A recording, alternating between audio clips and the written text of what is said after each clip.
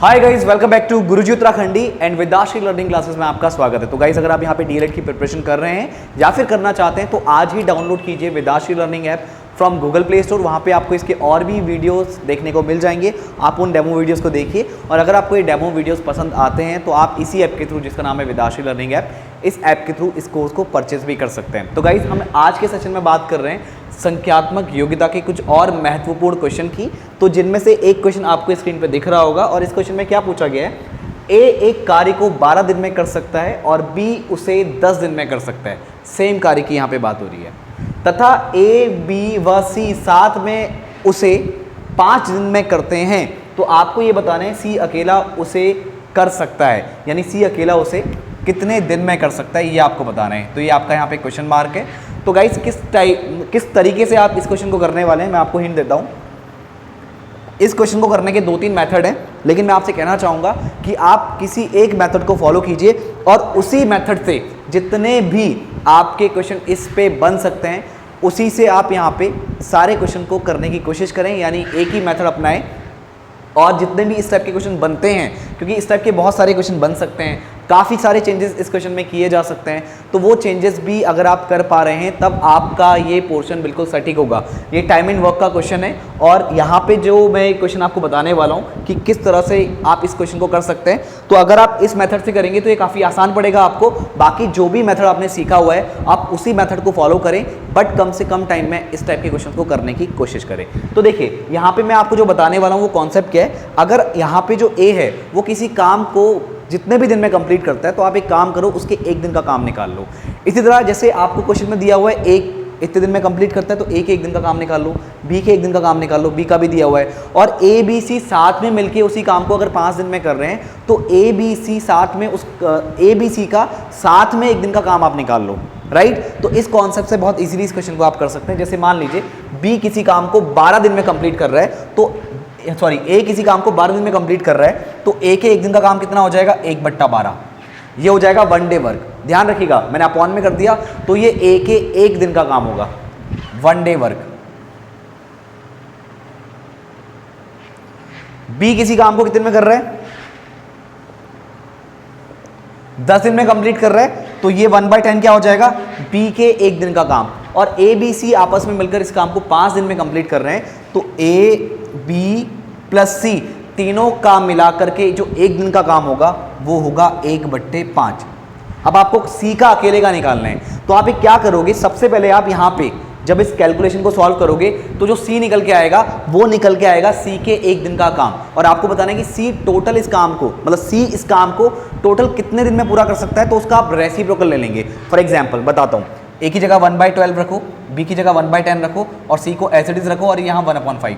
तो सी की value 1/5 minus 1/12 minus 1/10। अब इसको डायरेक्टली सॉल्व करके हम लिख देते हैं। तो सी कितना आ जाएगा, यहाँ पे एलसीएम आप निकालेंगे तो इसका एलसीएम 60 निकल के आएगा। तो ये होगा 60 में 5 का भागा लगाओगे तो 12 बार जाएगा, माइनस ये 12 पंजे 60 तो यहाँ 5 और ये 10 छिक्का 60 तो ये 6। तो सी कितना आ गया, 12 में से आपको 5 और 6 माइनस करना है, तो 6 5 11, यानी 12 में से 11 माइनस करेंगे तो ये 1/60 निकल के आएगा। और जो ये निकल के आए सी के एक दिन का काम है, तो सी मतलब टोटल कितने दिन में इस काम को पूरा करेगा, तो वो कितना निकल के आएगा, 60 दिन, क्योंकि ये क्या है, 1 डे वर्क। तो इसका रेसिप्रोकल कर देंगे तो उतने डेज में सी इस काम को कंप्लीट करेगा। तो 60 डेज इसका आंसर होगा, 60 डेज इसका आंसर होगा। तो यहाँ पे देख सकते हैं आप, ऑप्शन सी में इसका आंसर है। आगे बढ़ते हैं और अगले क्वेश्चन की बात करते हैं। अब देखिएगा, इस अगले क्वेश्चन की बात कर लेते हैं। अगला क्वेश्चन काफी इंपॉर्टेंट है और ये आपका ट्रेन से है। जो ट्रेन के क्वेश्चंस आपने देखे होंगे तो वहां से एक इंपॉर्टेंट क्वेश्चन है, ध्यान दीजिएगा। 84 किलोमीटर प्रति घंटे की चाल से चल रही एक रेलगाड़ी 6 किलोमीटर प्रति आवर की चाल से विपरीत दिशा में दौड़ रहे व्यक्ति को 4 सेकंड में पार कर जाती है। रेलगाड़ी की लंबाई है, ये आपको बताना है। तो इसको समझने की कोशिश करना। जैसे मान लो, क्योंकि जितना हम विजुलाइज कर पाएं उतना हमारे लिए चीज़ें आसान हो जाती हैं और तभी हम आंसर भी बहुत आराम से दे पाते हैं। ध्यान दीजिएगा, रेलगाड़ी आपकी ये है, ए से बी, और यहां पे व्यक्ति दौड़ रहा है, करेक्ट। अब दौड़ रहा है, वो दौड़ने वाली पोजीशन में यहां पे नहीं बना पाया। अच्छा, कोशिश करके देखूं,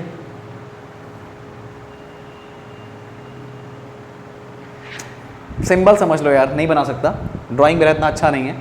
तो देखो ये रेलगाड़ी है और यहाँ पे ये व्यक्ति दौड़ रहा है, ठीक है। अब इसकी जो स्पीड है वो है 6 किलोमीटर प्रति घंटा और जो गाड़ी की स्पीड है ये है 84 किलोमीटर प्रति घंटा।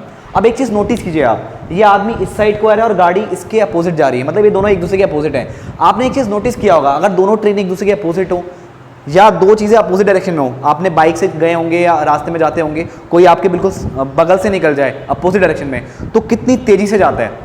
तो इससे मैं आपको ये बताना चाहता हूँ कि आपने अगर नोटिस किया हो, ये एग्जाम्पल प्रैक्टिकल एग्जाम्पल देखने हो कि आपकी जो ट्रेन है, आप जिस ट्रेन में बैठे हैं उसके अपोजिट डायरेक्शन में जो पटरी है वहाँ से अगर कोई ट्रेन क्रॉस हो रही है तो एक आपकी ट्रेन की स्पीड और एक उसकी अपनी स्पीड जब क्रॉस करते हैं तो स्पीडली ट्रेन आपको क्रॉस करती है। तो स्पीडली क्यों दिखती है? क्योंकि आप भी स्पीड में हो और जो अपोजिट डायरेक्शन ट्रेन आ रही है वो भी स्पीड में है और दोनों ही एक दूसरे को क्रॉस कर रहे हैं। तो स्पीड क्या होती है? जुड़ जाती है। तो दोनों की स्पीड क्या हो जाएगी? जुड़ जाएगी।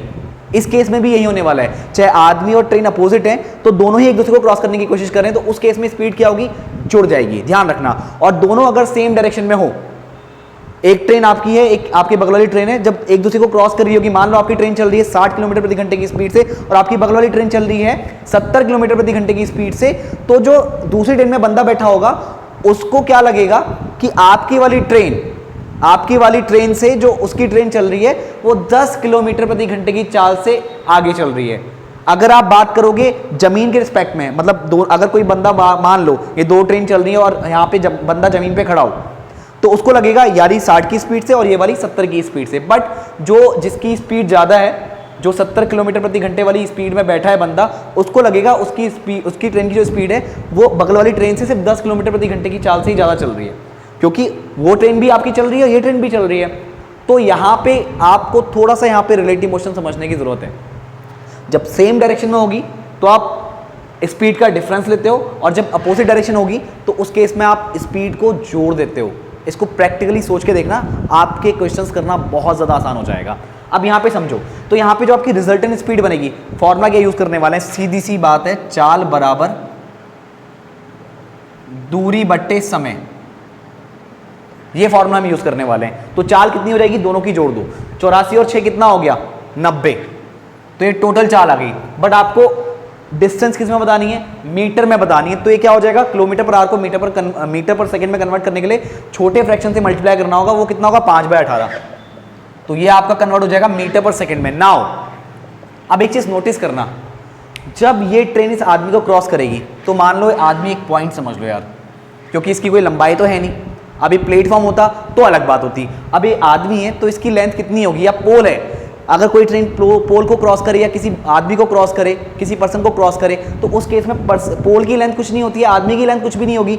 तो जब ये बी पॉइंट और ए पॉइंट यहां चला जाएगा, बी पॉइंट आगे आ गया और ए पॉइंट यहां आ गया, जैसे ये पॉइंट इसको क्रॉस करेगा, मतलब जैसी ये ट्रेन इस आदमी को क्रॉस करेगी, मतलब उसका बी पॉइंट भी आगे निकल चुका है और उसकी जो पूंछ है ट्रेन की वो भी आगे निकल चुकी है। तो इस टाइम पे यहाँ पे क्या हो गया? बंदा क्रॉस हो गया। तो कितनी डिस्टेंस कवर करनी पड़ी? इस पॉइंट को, जैसे मान लो सी पॉइंट है, तो पूरी ट्रेन इस सी पॉइंट को क्रॉस करेगी तो उतना डिस्टेंस वो चल रही है, यानी बी पॉइंट से ए पॉइंट तक उसने डिस्टेंस कवर किया है इस आदमी को क्रॉस करने के लिए। तो जो ए से बी तक की जो डिस्टेंस है वही तो क्या होगी? वही आपकी ट्रेन की लंबाई होगी। Length of train, right guys? ये क्या होगा? Length of train. तो यही आपको समझना है। तो आपका डिस्टेंस कितनी होगी? दूरी कितनी होगी? ट्रेन की लंबाई। ट्रेन की लंबाई को अगर मैं x मान लूं यहां पे, और यहां पे समय कितना है? कितने समय में क्रॉस किया? 4 सेकेंड। 4 सेकेंड। अगर यहां मिनट होता, वैसे मिनट नहीं होगा क्योंकि एक आदमी को क्रॉस करना है, ऑब्वियसली सेकेंडों का काम है। तो 4 सेकंड में उस बंदे को क्रॉस कर दिया। स्पीड भी देख लो कितनी है, 84 kilometre per hour. Obviously 4 second या 3 सेकंड या 5 सेकंड के अंदर भी क्रॉस कर सकती है, करेक्ट? स्पीड भी तेज है। तो यहाँ पे देखो, ये भी आपका मीटर पर सेकंड है और ये भी आपका मीटर पर सेकंड है, यूनिट बैलेंस है, करेक्ट? यहाँ पे किलोमीटर पर आवर दिया होगा तो आपको कन्वर्ट करना पड़ेगा, ध्यान रखना, यूनिट को बैलेंस करके चलना है। अब देखो इसको सॉल्व कर दो, 18 पंजे 90, 5 पंजे 25 और ये 4 मल्टीप्लाई में आ जाएगा तो x कितना आ गया? 100 मीटर। यानी ट्रेन की लंबाई कितनी होगी? 100 मीटर होगी। खत्म। Option C is correct. आगे बढ़ते हैं। अब गाइस देखिए, ये भी इंपॉर्टेंट क्वेश्चन है। इसमें क्या बोला आपको? 240 रुपए को ए, बी तथा सी में इस प्रकार बांटा गया कि बी का भाग ए से 10 कम हो तथा सी का भाग बी के आधे से 5 अधिक हो तो ए का भाग होगा। तो देखो कैसे सॉल्व करेंगे, ध्यान देना। इतना तो कंफर्म है जो 240 रुपए है वो ए प्लस बी प्लस सी को जोड़ने पर आएगा। तीनों को जोड़ देंगे तो सबको मिलाकर के 240 आना चाहिए, ठीक है। अब क्या बोला है, जो बी का भाग है वो ए से 10 कम है, तो बी का भाग ए से 10 कम। और क्या बोला है, सी का भाग बी से, बी के आधे यानी b/2 से 5 अधिक है, तो ये इक्वेशन बनेगी। तो एक काम करते हैं, यहां पे हम लेट कर लेते हैं। क्या लेट कर लेते हैं, बी को कुछ मान लेते हैं। लेट जो बी का हिस्सा है वो x रुपए है, जो बी का हिस्सा है वो x रुपए है। तो यहां पे क्या करो आप, यहां से आपका क्या आ जाएगा, x बराबर a माइनस 10, यानी a का हिस्सा कितना आ गया, x प्लस 10। a का हिस्सा b से 10 ज्यादा होगा, बात एक ही है। और यहां से c कितना आ गया, x/2 प्लस 5। तो a की जगह रख देते हैं कितना, a की जगह रख देते हैं x प्लस 10, b की जगह x, क्योंकि b को हमने x लेट कर लिया, उसके बाद इतने रुपए हैं। और c की जगह x/2 प्लस 5 बराबर कितना आएगा, 240। x 2x और आधा x कितना हो गया, 2.5x हो गया, 5x/2। 10 प्लस 5 कितना आ गया, 15 बराबर 240। तो 5x/2 बराबर 240 में से 15 माइनस करोगे कितना आएगा, 225। तो 5 चक्को 20 और फिर 2 बचा, 5 पंजे 25। तो x कितना आ गया, 45 दूना 90। तो ये क्या निकल के आया, b का हिस्सा। बट आपको बताना क्या है, a का भाग क्या होगा। तो a का भाग क्या होगा, ये देखिए a का हिस्सा कहां गया, ये है। a कितना होगा, x प्लस 10, तो 90 क्या है x, इसमें 10 जोड़ दो, कितना आ गया, 100 आ गया। तो a का हिस्सा कितना होगा, 100 रुपए। तो ऑप्शन ए आपका यहाँ पे आंसर हो जाएगा। तो आई होप गाइज आपको ये सारे क्वेश्चन यहाँ पे समझ में आए होंगे। तो गाइज अगर आपको इस तरह के और भी वीडियोस देखने हैं तो आज ही डाउनलोड कर लीजिए Vedashree learning app from Google Play Store. वहाँ पे आपको इसके और भी डेमो वीडियोस देखने को मिलेंगे। अगर आपको लगता है ये कोर्स आपके लिए बेनिफिशियल है तो आप इसी ऐप के थ्रू इस कोर्स को परचेस भी कर सकते हैं। तो गाइज मैं मिलता हूँ आपसे नेक्स्ट वीडियो में। आज की इस वीडियो में इतना ही, थैंक यू।